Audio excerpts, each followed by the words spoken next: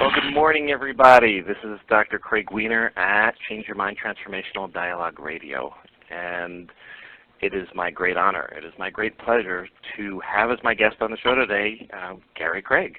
And Gary Craig, as I would say many of you know, but not all of you, so I'm going to give a little background and ask him for his background. Gary Craig is the founder of EFT, otherwise known as the Emotional Freedom Techniques, which really has spread around the world as a technique that's used by millions of people for well-being, for health, for transforming their lives in so many ways. And so I would just like to get right into it and jump in because his time is valuable, and I appreciate him so being on the show. So I'd like to say welcome, Gary. Thank you for having me. Great. You're calling in from, we're speaking to you in Northern California. I hope you're having a beautiful day there this morning. We are, not a cloud in the sky, and it's just as sunny as it can be. Oh, that's wonderful. I love that. So, Gary, we're going to have a lot to talk about, and I'm really anxious for that. But I'm going to start off, you know, in EFT, a lot of times we find and we explore backgrounds and history and why people do the things they do. So I'm going to take it back a little bit because somewhere a couple years ago there was a young Gary that had a vision maybe for something great or saw the possibility for people's lives early on. And so I'm going to do a little retrospect for a second. And if you could go back to a time in your life now and look at, wow, I can see really the stars in my eyes that I was going to create something, or there was something that I wanted to connect it to early in my life. Could you go to some point back there that might give us some insight into why and who you are and what you've done? Well, yeah, sure. It would be age 13. What happened? And that's a ways back there, okay? Since I was born in 1940, you know, I was heavily into sports. I mean, I loved baseball and things like that. It was the center of my world, and as a young boy will do, I kept imagining, you know, the home run and the stolen base and all the little fantasies, you know, young boys have. Mm-hmm. And I had a vivid imagination, and I would find that the quality of my play was directly related, you know, to my thoughts, my fantasies, etc. I mean, some of these little fantasies and balls I would hit and this kind of thing came true exactly as I had imagined them, and that was really interesting to me. But I thought everybody did that, you know. So I didn't really run around telling my friends what I was doing. I thought they were doing it too. You know, I just didn't pay attention to it. But later on, as I got older, I was fascinated as a result of that, and I found out not everybody did that. And so I was very into the what I call personal psychology. You know, you are what you think you are type stuff. And so, even though it was never my avocation, I'm really a Stanford-trained engineer. That's where my passion took me. You know, so it was that kind of idea that where I eventually met a Roger Callahan in the early 90s. I want to go back just for a second before we get to Roger, because that's a really important piece. Did you have any favorite authors, or were there any books that really inspired you as you were moving through high school and before you decided to become an engineer? Anybody in particular? Oh, yeah, but the old classics. I remember, gosh, what was the name of that book? Richest Man in Babylon, and back in that kind of series, Carnegie. And well, yeah, Dale Carnegie was one of them, you know, but there was you know, I'm just drawing a blank but I had read all of those You Are What You Think books. Right. I mean, I had them just about memorized, you know. And so, yeah, that was my foundation. So, how does somebody come from a sports enthusiast and be what you think you are to becoming an engineer? Well, it's kind of a practical thing. You know, I managed to go to Stanford because I was good enough at football to get a football scholarship, you know. So, I mean, sports got me there, but when I got there, you know, I only weighed 165 pounds. That's, you know, I'm not going to make my living playing football, you know. Right. So, you know, the practical thing was I was good at math and that kind of thing, and so I just went into the engineering area because at the time that was supposed to be a good thing to go into, and you know, I went into it, but I never was an engineer. I ended up being someone who was in the investment business and the insurance business and that kind of thing. Got it. Okay, so you had to think for numbers. So then we transition from being in investments and being in that kind of world, and then all of a sudden, please help me, how do you go from there to Roger Callahan? And, you know, he's the developer of thought field therapy, a psychologist. Tell me about that jump. Well, I was, in the background, I was always fascinated by you are what you think, you know. And so, you know, I would continue to read the books, and you know, I'd even attend some of the workshops. And so I remember I was interested in what Tony Robbins was doing at one point, learning all about NLP and that kind of thing. And eventually, I had a lady friend. Her name is Adrienne. Those who saw our very, very first EFT course saw her on there, and she had a friend that knew Roger Callahan. And so I was talking to her friend, and he said, "Well, I know a fellow who can take care of phobias in 5 minutes." You know, I said, "Really?" You know, so I want to meet him. So I called up Roger, and Roger and I eventually got together. I took his courses and so on, and that's how I learned that. I was never anybody who would consider to be a therapist, if you will. To me, all you needed to do at that stage of my understanding was just, you know, change your thoughts and you'll change your world. You know, but I know it's not really quite that simple now. Mm-hmm. But that's how I got started, and I was fascinated by it. You know, so that's where we were. Were you? I bet at that point you probably were one of the only non-therapist type of people involved in the study. I mean, there weren't a whole lot, I imagine, like yourself. So, as I recall it, I was the only one. In fact, I remember making a comment to Roger, saying, "You know, Roger, should I really be doing this? Because I'm not a licensed therapist and all that kind of stuff." And I'll never forget his reaction. He said, "That's good."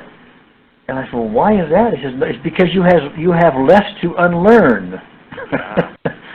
Which became actually prophetic, you know, because yes. EFT is so different from conventional therapy that a lot of people that are heavily trained in the more conventional ways have a hard time letting go of everything that they've learned so far to let this new concept in, because it is quite different. In fact, even violates some of the sacrosanct rules of conventional therapy. So I mean.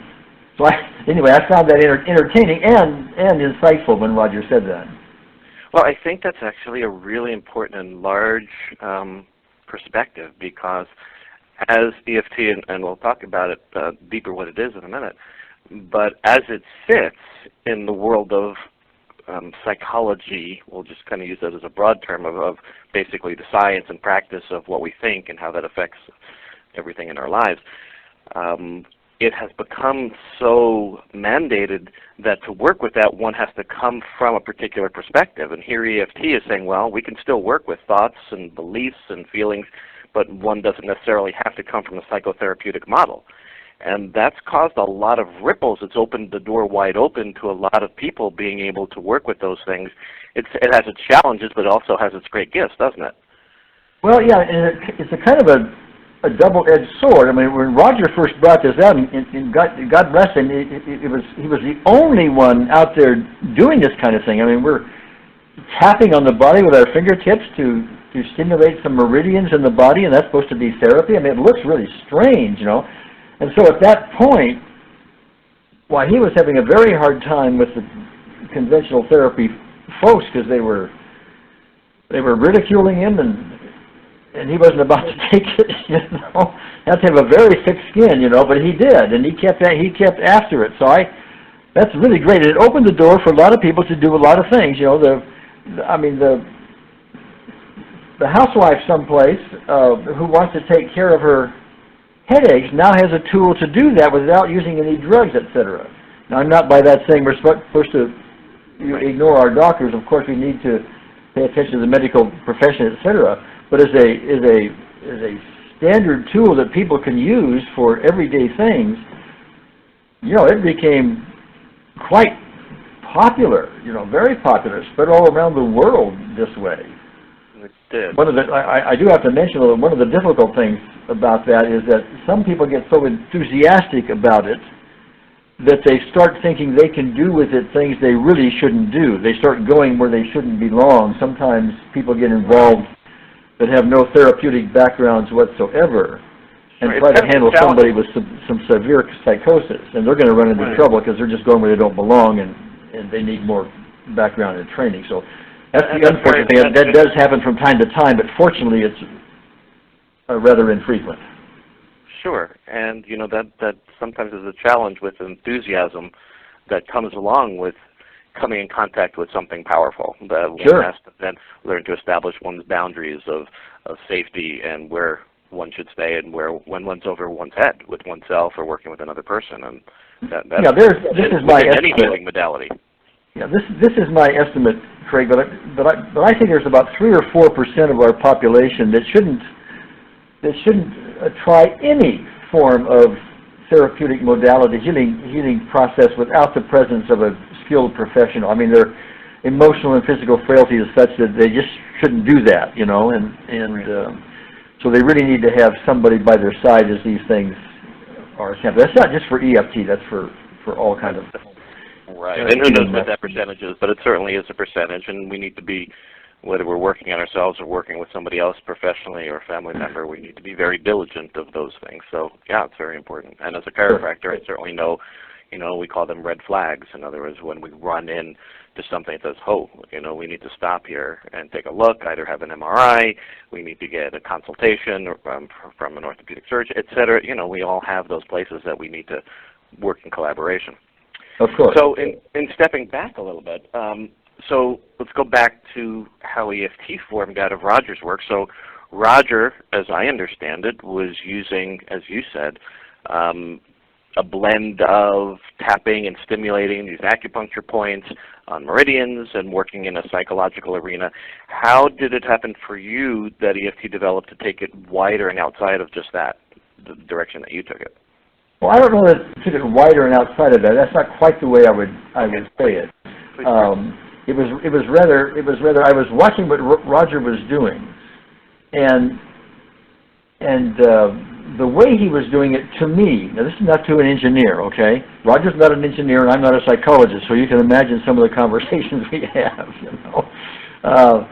But Roger would start doing some things that he thought were scientific, and I, as an engineer, I didn't think so. And by the same token, you know, some of the thoughts I had about psychology would make Roger roll his eyes, you know.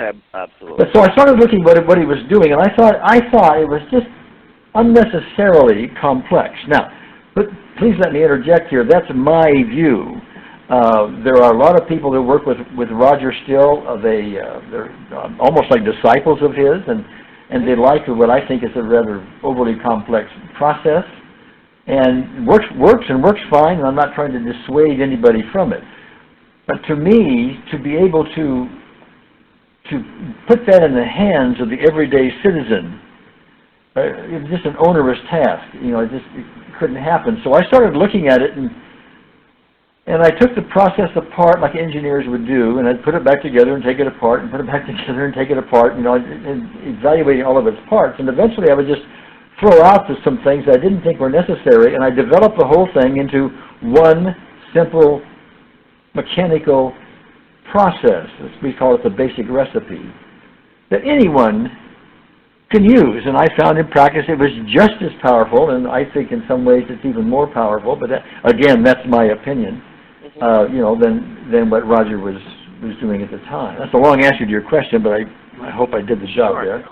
Well, and you know, it's interesting. I've reached out to the EFT community and practitioners, and you know, my secret is I said, look, if you had an hour with Gary, what would you ask him? And so I received a lot of questions, but one that was particularly repetitive was over the time now from the development early on, and now looking back in retrospect. And how EFT developed, not that you could ever go back and change anything with the technique, but what have you learned about the way that you developed the tapping technique, the point that it evolved that maybe you wish you knew sooner? Or if you could go back and have only taught a particular way, would you make any changes in that? Well, I've refined it over time as we've learned that certain things are not as useful as other things. I mean, there's a part of the process called the 9-gamut, for example. Sure, please say what that is for those that don't know. Well, it's sort of a brain balancing process that Roger created, and it amounts to tapping continuously on a certain point on the back of your hand. It's called the triple warmer in Chinese terms, but you continually tap on that, and you roll your eyes, and you hum and you count, and you're trying to involve the right and left side of your brain and all of that. And that has some really good use from time to time, but I found that to put that in as a part of the regular process, and by the way, I had it there at the beginning, okay? Mm-hmm. Right. But eventually I took it out and put it on the shelf and said, let's just use that process if we think we need to. If we're striking out someplace and not making the progress we want, let's bring that back in. And that actually made the whole process a lot more streamlined because you didn't need it very often.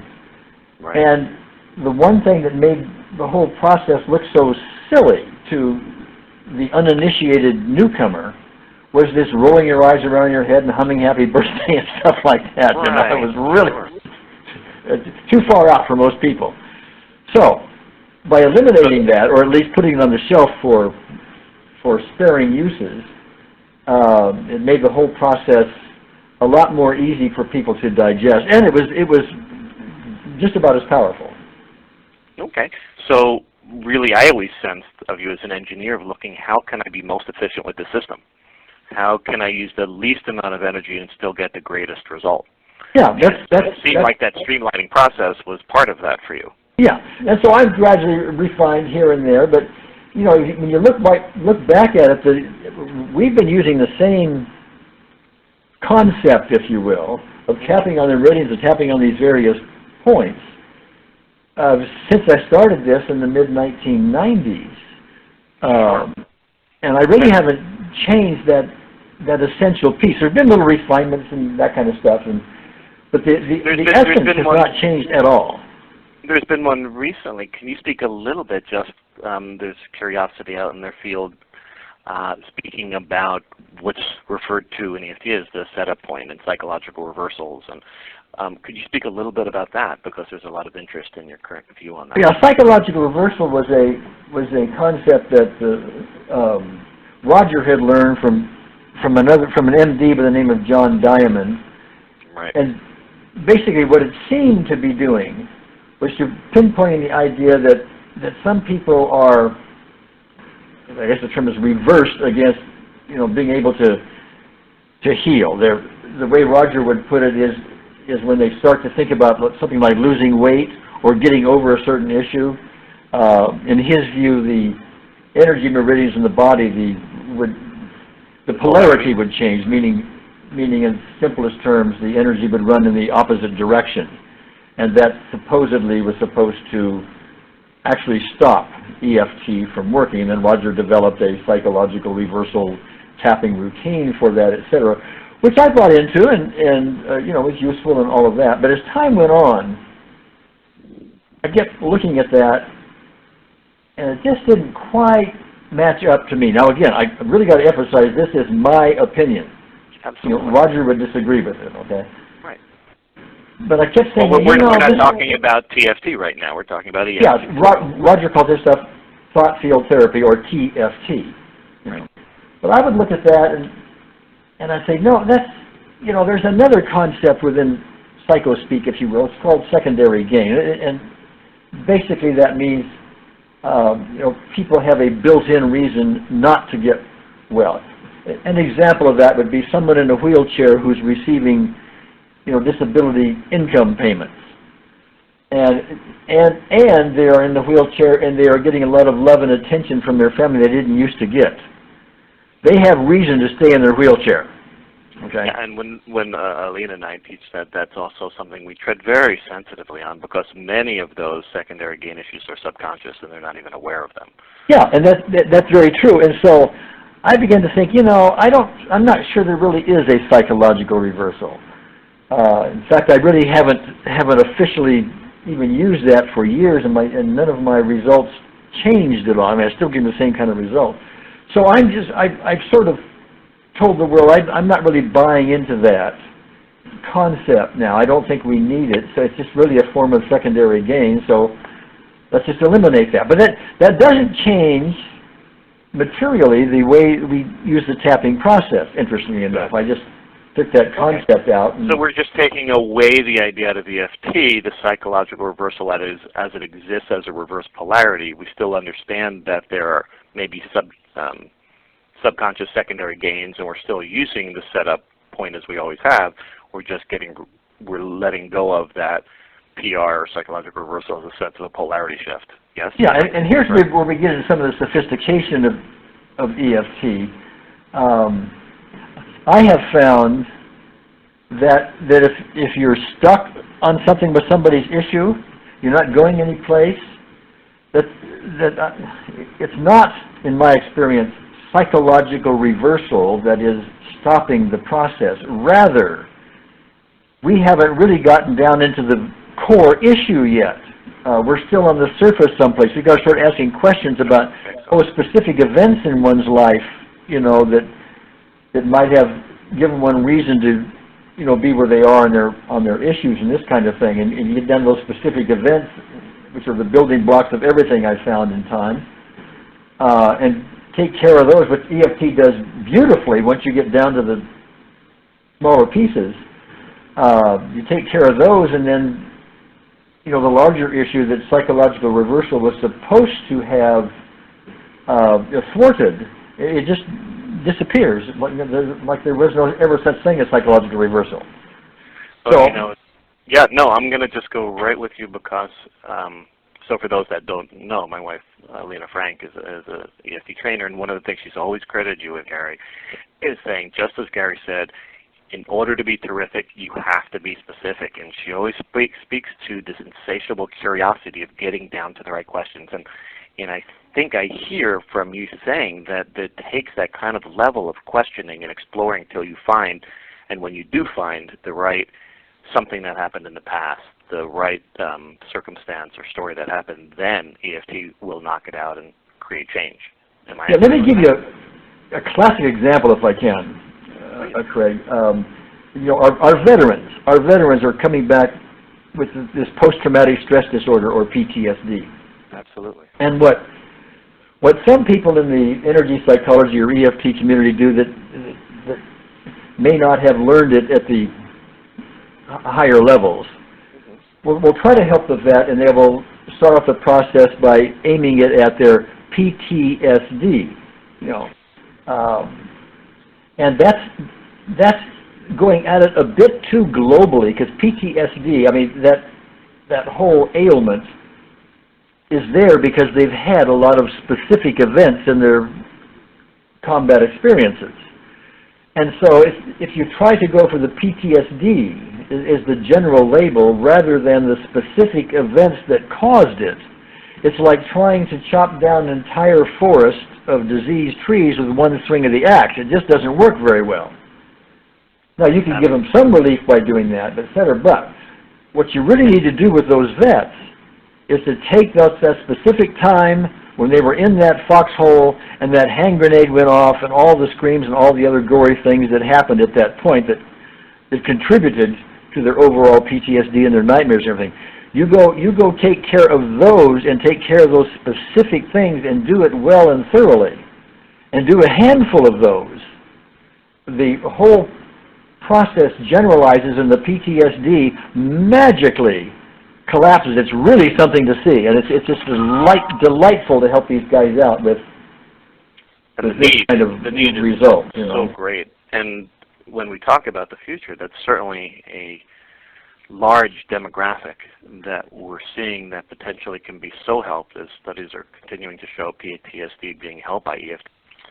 So, and again, talking about those returning veterans that may have also had earlier traumas, that's where those specifics that you were talking about come into such importance, and it's been such a gift to be able to work with veterans like that, and I know that you've been a strong advocate of that. Well, for those listening that are more into EFT and etc., I would make the comment that if in my experience with these veterans, and I have a lot of it now, if you take two veterans, both of whom were involved in the very same traumatic incident.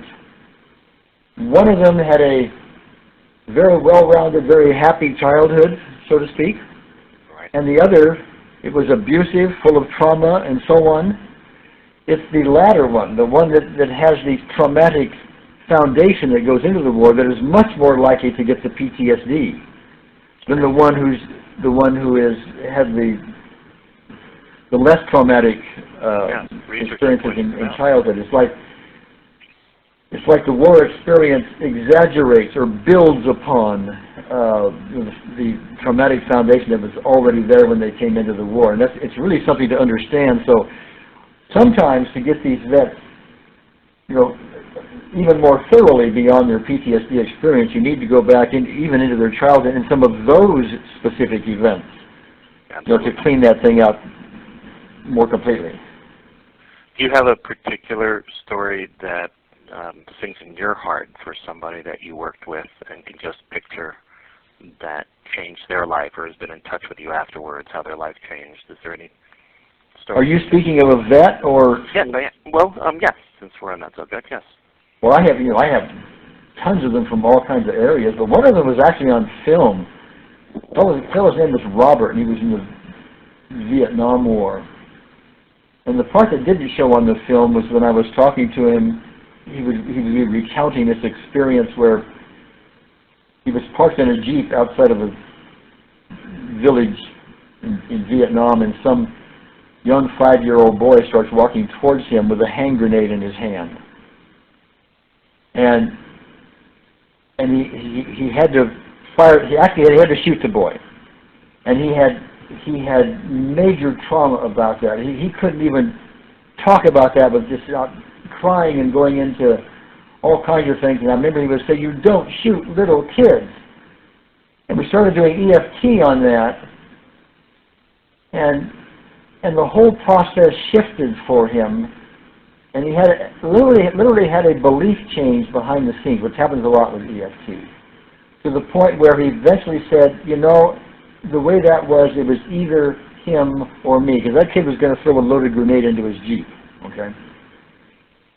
And so, the guy was just so thankful about that. You deal with these vets, and I've got to tell you, for the most part, they're very secretive. They're very within themselves. They don't think anybody can help them. And when you finally do, let me tell you, you become their dear friend forever. I've got a lot of veteran friends like that when you give them that kind of relief. So we don't have enough time for me to give you all these stories. So I've got a lot of them.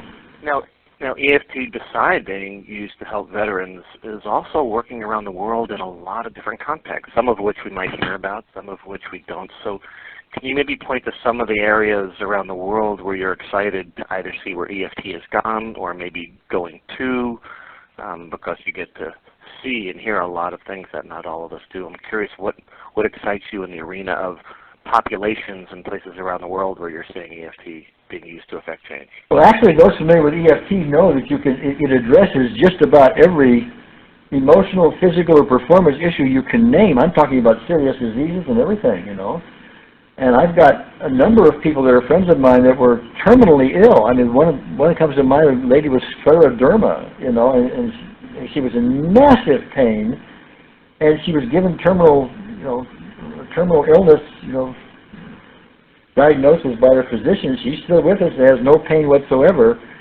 and attributes it all to EFT. But it's very hard to pick out just one little area. People with migraine headaches, my goodness, they go to bed for a week sometimes, and we've oftentimes had times where that migraine headache just disappears on the spot and goes away forever.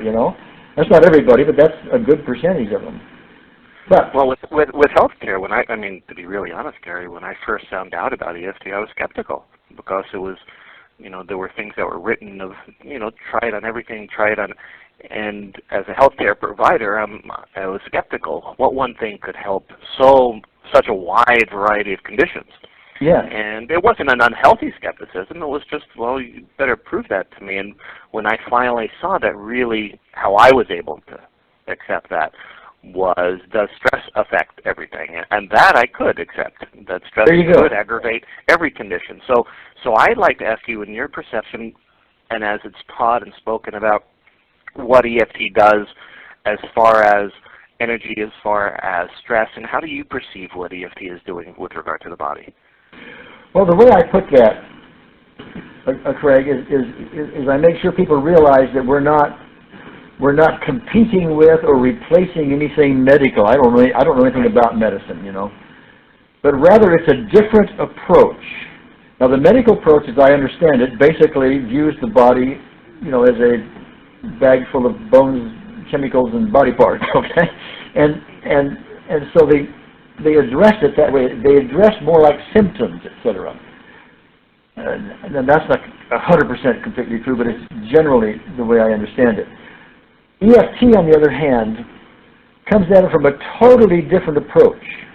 We're making the assumption that whatever issue we're dealing with, it has an emotional cause. If it's a physical ailment, we're making the assumption that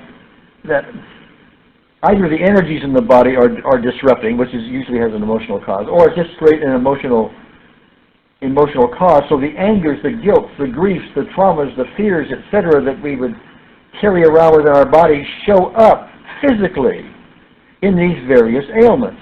So all we're really doing with EFT is addressing the potential emotional contributor to these problems. And just making that assumption and going that route, we have found enormous strides are going on. I really wish the medical profession would pay attention to this, because they know themselves that, and they call it stress like you did, that stress is a contributor to all of these things. I think it's one of the major causes, if not the major cause in some cases. But they know that, but they don't know what to do about it. They don't have, most of them, don't have specific training in what to do about it, so they would refer somebody to a psychologist, or they would say, you know, quit your job or something like that, you know. But now we have a tool they can deal with. They can either refer to somebody who's really a first-class EFT or learn the process themselves. And so... Right. No, I think that's very important. I was also going to add, I think the closest that's being come to this, that's being accepted in the healthcare field and medical field, is the surge of research and acceptance of, for example, mindfulness or mindfulness-based meditation. So some of the practices in that arena are being accepted as, wow, look at all this research that's showing how one is working with one's mind as a way that people can do themselves really is affecting their health. So I think things like EFT and, well, it's very distinct meditative practices are starting to really emerge and I think be accepted more and more, at least in my personal experience with the healthcare field, one practitioner at a time, of course. Yeah. To me, we're at the beginning of a wave. In fact, there's one little estimate that I make, and I have no way of proving this. This is just what I see from my own experience from years and years and years with this process, and that's this.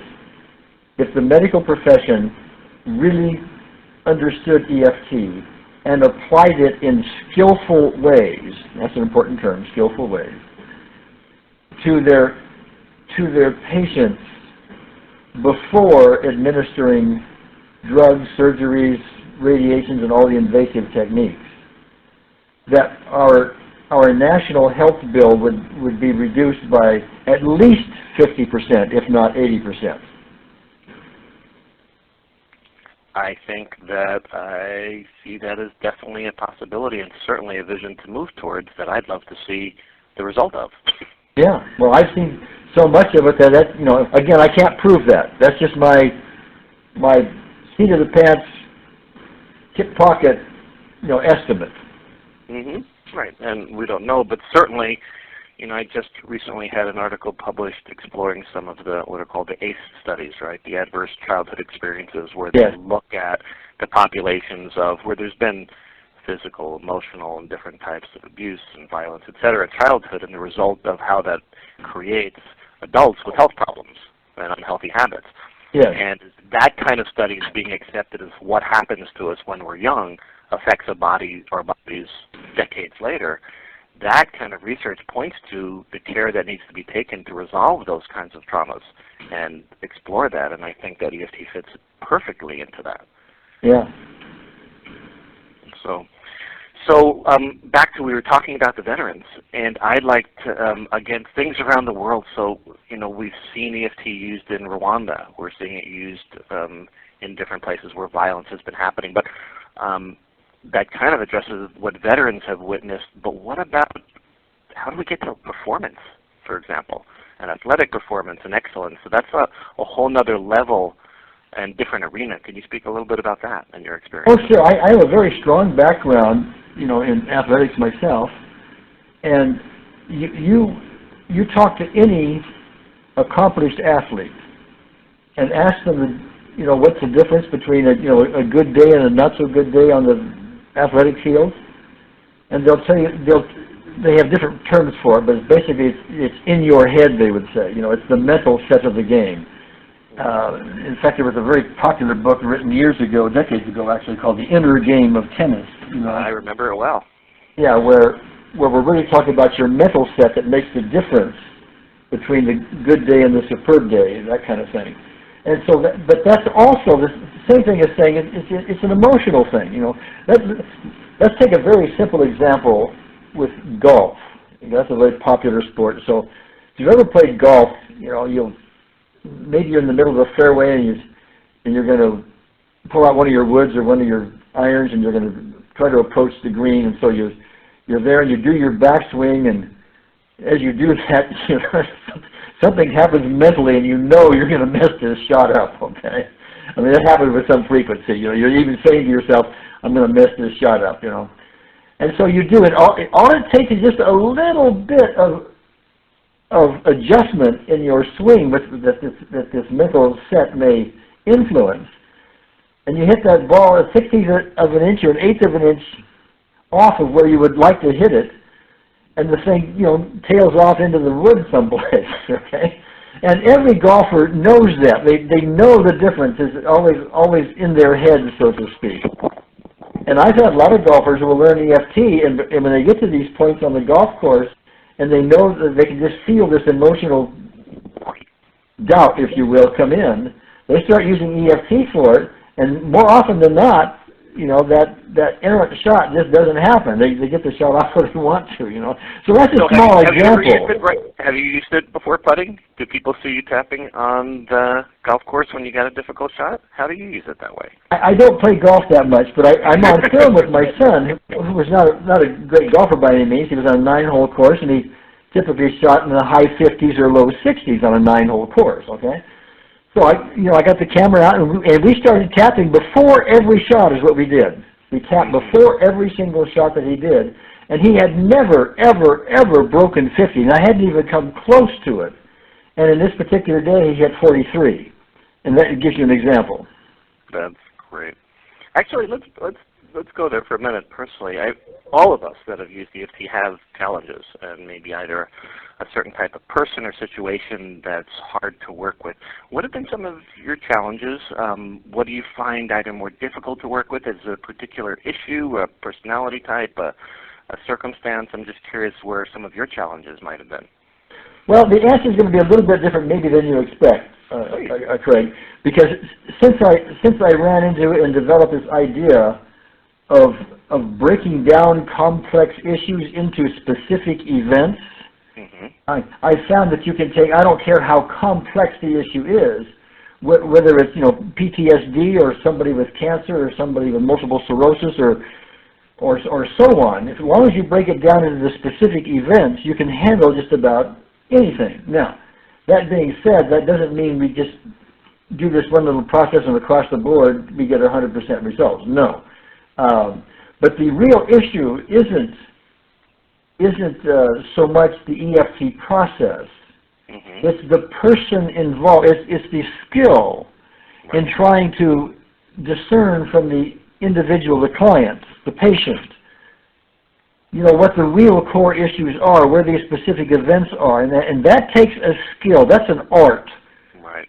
to doing that. Now, one area you'd have a lot of difficulty with would be someone with psychosis, someone with paranoia or schizophrenia, something like that. Now, we do have people that are reporting results on that, not cures, but improvements. Another one would be Alzheimer's, where the person involved can't even help you try to get back to some past events. But even at that, we've had some improvements in Alzheimer's. So it's more about trying to customize it to the individual where the issues come up, more so than the issue itself. And the skillfulness and rapport and trust and all of those issues that come into play when you're trying to support somebody and invite them in a way to be able to remember those past events and to remember details, and being able to enable that process, that art of happening, is really the key. So difficulty would be in those people that are resistant to doing that or having challenges doing that. Yes. Yes, and it's also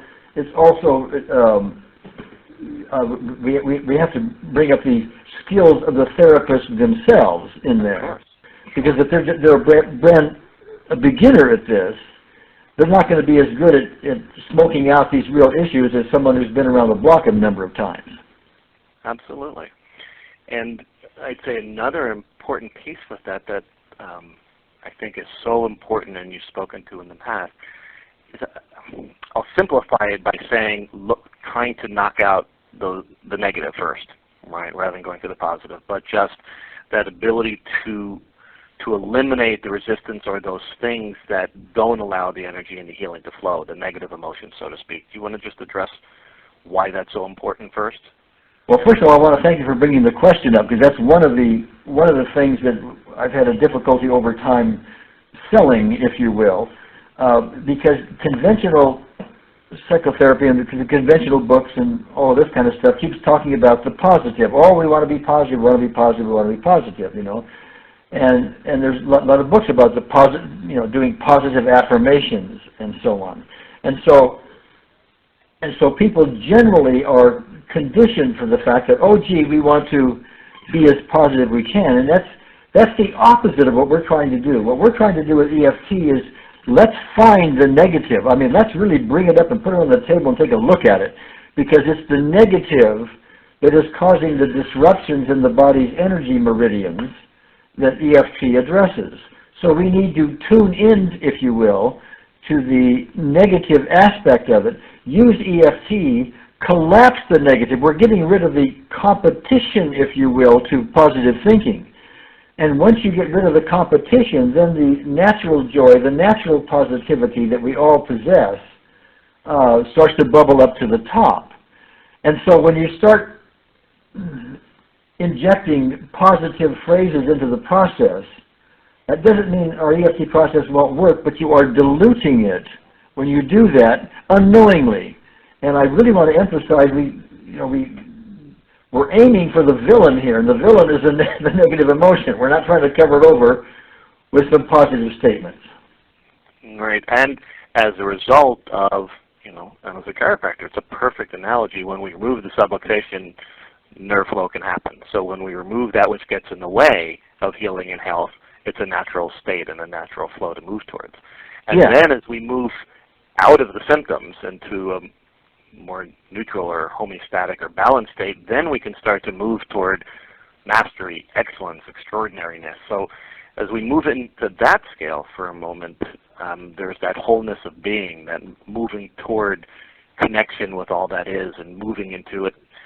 Connection towards spirit perhaps might be one way to put that. And I was wondering if you could address, I know that's been an important part in your life, how you see EFT facilitating that process to becoming not just a person lacking with, getting rid of traumas and getting rid of negative emotions, but moving towards something even greater. Could you speak to that a little bit? Yes. Yeah, and again, thank you for that question, because that points up to me the real value of EFT. Most people look at EFT as, boy, this is a great tool to take care of this ailment, that ailment, or something else in there. But to me, the larger picture is we are removing the barriers to love's presence. And what I mean by that is when you get into the spiritual areas of things, and I realize when I start talking about this, I'm into religious and spiritual areas where people have different views. So I try to be as general as I can. You're giving your view. If you view God or Source, if you will, as pure love, which by the way is my experience because I've had one of these, not a near-death experience, but it's like that, where I flipped over one time back in 1988, and I was momentarily for a little while in the presence of the Creator, and there's nothing there but love. There's no time, there's no space, there's no arguments, there's no money, there's no bodies, there's no ailments, there's nothing there but a pure love that is of a degree that is indescribable here using words. So, ultimately, our world will be far, far, far more advanced, and if the individuals can approach that state that I was in and that other people have reported being in over time. And to me, if we can get rid of the barriers to that, which EFT can do so nicely, but you've got to keep doing it, then we get more and more people into this state, and that starts to spread and so on.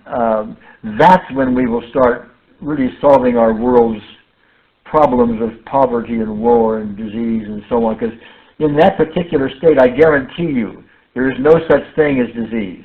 It is an impossible state. And if you get to that state, you cannot have a physical ailment. It's just not. It's inconceivable. And so, to give you an example, you could say to somebody, "Oh, gee, you were abused by your parents. Why don't you just forgive them?" And that's a really nice thing to say. And yes, let's just forgive them. But that's so easy to say and so hard to do when you're carrying around all this anger, etc., in this particular example. But if we can use EFT to collapse that, so they see the abusive parent in this example as someone who needs help themselves, and can generate a forms of forgiveness, understandings, if you will, not necessarily to condone the behavior, but to understand things better, to forgive things better. That is how EFT should be used. That is its bigger arena that it belongs in to help get us towards this more spiritual perspective. That's a long answer, but I hope it came across. I think it was eloquent and beautiful and a perfect place to move toward a closing on, but it really speaks to moving toward transcendence, moving toward not just healing from that which hurts us, but being able to move on. I think it's really important because EFT is often associated with always focusing on the negative, which for good reason, as we just you put in context. But ultimately where it's moving us towards is that place of transcendence and beauty and connection, and where healing exists. I think he said it very well. Yeah, that is its big movement, and that's what I'm trying to do with my new website. Which by the way, is the website URL for people. I'll let you. It's www.emofree. That's EMOFREE.com. That's short for emotional freedom. Emofree.com. And you've redone the tutorials. You've added. You've got the newsletter available on there. You've got tutorials there, again with a wonderfully generous policy, and so that's wonderful. Yeah, what I'm trying to do with that is turn the corner, so to speak. I mean, when I first put EFT out, it was come one, come all, look at this amazing thing and do what you want to do with it, no royalties involved, blend it with something else, innovate with it, etc. And people took me up on it. That's why it spread so much. But when it did that, we have a zillion people out there all using EFT and filtering it through their own belief system. They're customizing it to their own. That's a better word, and changing and altering based on who they are and their backgrounds. Yeah. But and the difficulty with that is it's very difficult for a newcomer to find any two people who do it the same. Right. So there's no standard. So my new tutorial has the standard there for, I call it the gold standard. So it's the gold standard for anybody who wants to learn it from the source. That's great, and it's such an important resource, and I hope people readily use it because it is very valuable. Gary, this has really been quite an honor and a wonderful time. Time passes so quickly. It's been a pleasure being able to go back in time and forward in time and a little sideways, I guess. Well, my privilege, Greg, and thank you. Oh, you're very welcome. Thank you so much for taking the time out of your day, and I really hope that this is a service for people to get to listen to your voice and your stories and hear what you're up to, and I'm deeply grateful, and I thank you for your time. Okay. Gary, you have a beautiful day, and we'll see each other out on the ethers. Thank you for everybody, and thank all the listeners of Change Your Mind Transformational Dialogue Radio, and you will see us again soon. Thank you so much for joining us. All right, thanks, Greg. You're very welcome, Gary.